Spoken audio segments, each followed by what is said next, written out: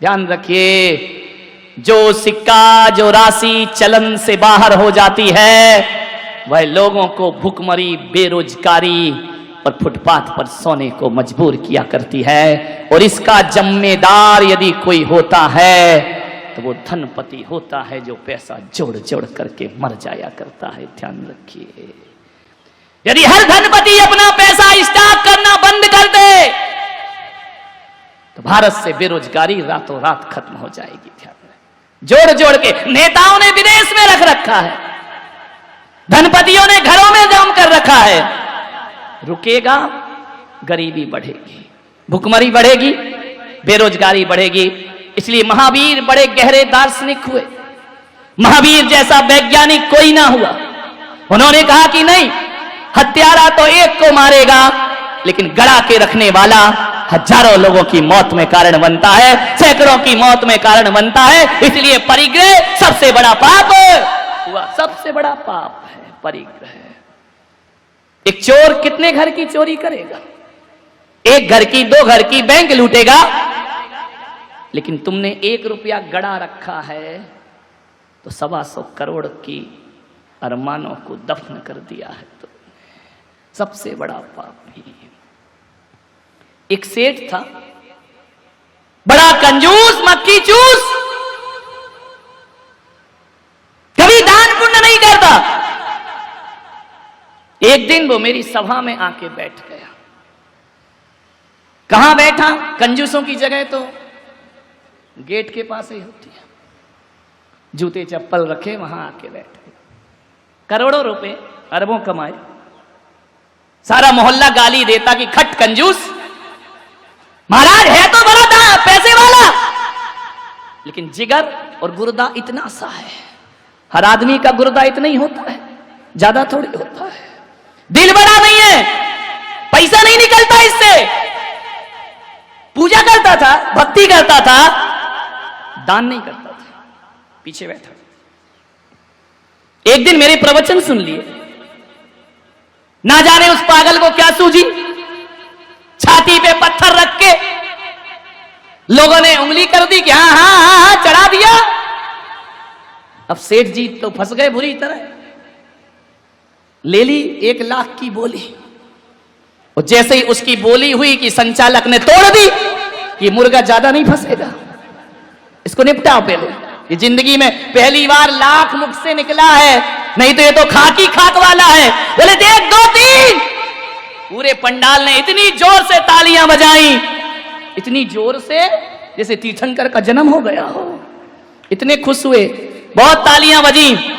बोला रे भाई आइए, सेठ जी आइए। स्टेज पे आए, माला पहनाई। उसने कहा महाराज 1 मिनट माइक दोगे? मैंने कहा दूंगा। बोले आपसे शिकायत है। मैंने कहा करो, परवाह नहीं। बोले महाराज ये बोली मैंने ली नहीं है, मैं तो ये देख रहा था कि तुम्हारी सभा में भी गरीब और अमीर का भेद रहता है। मैं 8 दिन से प्रवचन में आ रहा हूं, किसी ने मेरी तरफ पलट के नहीं देखा, किसी ने ये नहीं कहा कि सेठ जी वहां क्यों बैठे हो। और आज 1 लाख रुपया दिया और इधर आ गया स्टेज पे। ये माला, ये पगड़ी, अरे तुम्हारा तो धर्म का दरबार है, तुम तो बाबा बैरागी हो, अरे बीतरागी संत। तुम्हें तो ऐसा नहीं करना चाहिए ना कि आप धनपति को तो पिच्छी लगाते हो, सम्मान देते हो। ये सब तुम्हारे भीतर भी बैठा है ऐसा सेठ। बात तुम्हारी है, कह मैं रहा हूं, तुम कह नहीं पाते हो कि महाराज का हाथ तो पैसे वालों के ऊपर है, महाराज की पिच्छी तो वहीं लगेगी, उसे ही टाइम मिलेगा, उसे ही वक्त मिलेगा, उसे ही वात्सल्य मिलेगा। सेठ ने कहा कि आप भी ये भेदभाव करते, हम तो संसारी लोग हैं, हम तो करेंगे ही करेंगे।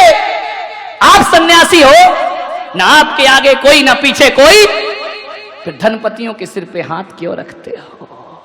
प्रश्न बहुत अच्छा था, भरी सभा में पूछा। मैंने कहा उत्तर मुझे भी आते हैं। मैंने कहा बिल्कुल सही कहा आपने। और मैं तो क्या, दुनिया का हर संत धनपतियों का स्वागत तो कराते ही है। दूर से भी दिख जाए, आइए साहब, पगड़ी पहनाओ, माला पहनाओ, स्टेज यहां बैठिए।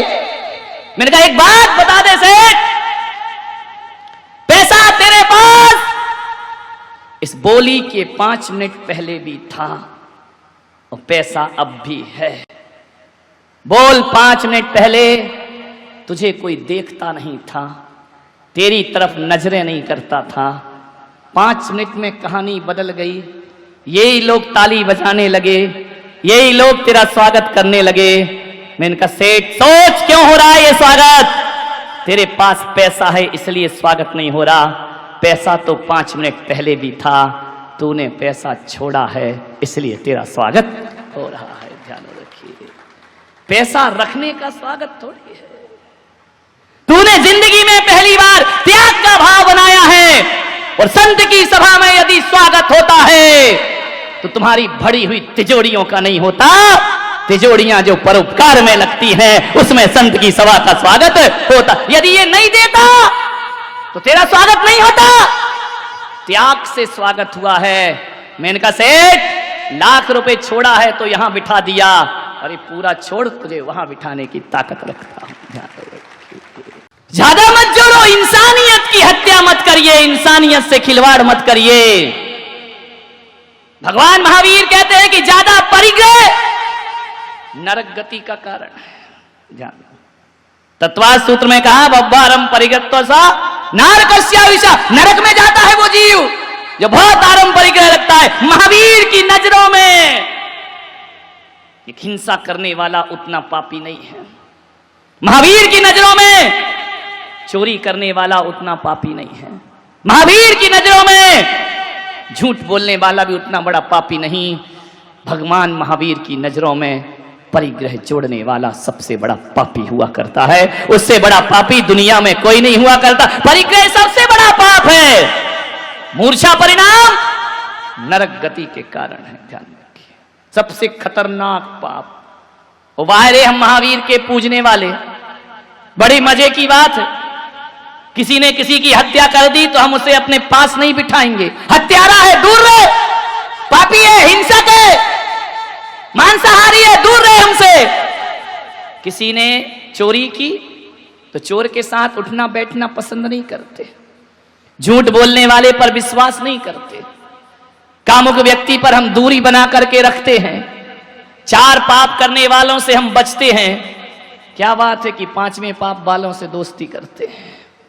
विचार करिए, देखना, सोचना। जबकि महावीर कहते हैं सबसे बड़ा पाप तो परिग्रह है, परिग्रह से बड़ा पाप कोई नहीं। लेकिन बड़े मजे की बात है कि परिग्रहों के साथ सबको ही बैठना चाहे। ये कौन है? बड़े आदमी, पैसे वाले। परिग्रह के साथ हम कालर ऊंची करके बैठते हैं। परिग्रही व्यक्ति को माला डलती है, स्वागत होते हैं। और तो और महाराज भी अपनी पिच्छी उसके ऊपर रख दिया करते। विचार करें, तीखी बात है। परिग्रह का सम्मान क्यों, जबकि वो तो पाप है। महावीर ने उसे सबसे बड़ा पाप बोला है, नरक गति का कारण बोला है। बताओ फिर परिग्रहियों को मालाएं क्यों पहनाई जाती हैं? परिग्रहों का सत्कार क्यों होता है? परिग्रहियों को, एक गरीब है तो पीछे है, अमीर है तो आगे है। तो महावीर कह रहे हैं इससे बड़ा पापी दुनिया में कोई दूसरा नहीं हो सकता है। ध्यान रखिए, परिग्रह 5वां पाप है। तालियां मिलती हैं उसे, मालाएं मिलती हैं उसे, सम्मान मिलता है उसे, प्रशस्ति पत्र मिलते हैं, सम्मान पत्र लटकाए जाते हैं। परिग्रहियों को ध्यान रखना, परिग्रह का इतना स्वागत क्यों? विचार करना है आपको। मालूम है, आप यदि एक परिग्रह की बात कर रहा हूं, परिग्रह का अर्थ है आवश्यकता से अधिक। जो तुम्हारा बैंक में पड़ा है वो परिग्रह है। जो घर में उपयोग हो रहा वो आवश्यकता है। जो जेवर महिला पहनी है वो आवश्यकता है। और जो diamond set, golden set locker में रखे वो परिग्रह है। शरीर के अलावा जो भी है वह परिग्रह है। जितना उपयोग है वो आवश्यकता है। विचार करिए आप, 1 रुपया होता है भारत का, उसकी कीमत क्या है? 1 रुपए की कीमत क्या है? बोलो। 100 पैसे। विकास बाबू, 1 रुपए की कीमत 100 पैसे। रविंद्र, सब गलत। मेरी परिभाषा ही अलग है। भारत की जनसंख्या कितनी है ये भी नहीं मालूम। 125 करोड़। 125 करोड़, समझना। मेरी नजरों में 1 रुपए की कीमत 100 पैसे नहीं होती है। मेरी नजरों में 1 रुपए की कीमत 125 करोड़ रुपए हुआ करती है। ध्यान रखिए, भारत का 1 रुपया 125 करोड़ उसकी कीमत है। क्योंकि भारत का 1 रुपया, एक सिक्का जब टकसाल से निकलता है और एक हाथ से दूसरे हाथ में वो 125 करोड़ के हाथ में जाता है, उसकी कीमत 125 करोड़ रुपए हो जाया करती है। 125 करोड़ लोगों की आवश्यकता की पूर्ति करता है वह। 125 करोड़ लोगों के हाथ में जाएगा, 125 करोड़ लोगों की आवश्यकता पूर्ति करेगा। इसलिए वह 1 रुपया जो है उसका 125 करोड़ मूल्य अपने आप हो जाया करता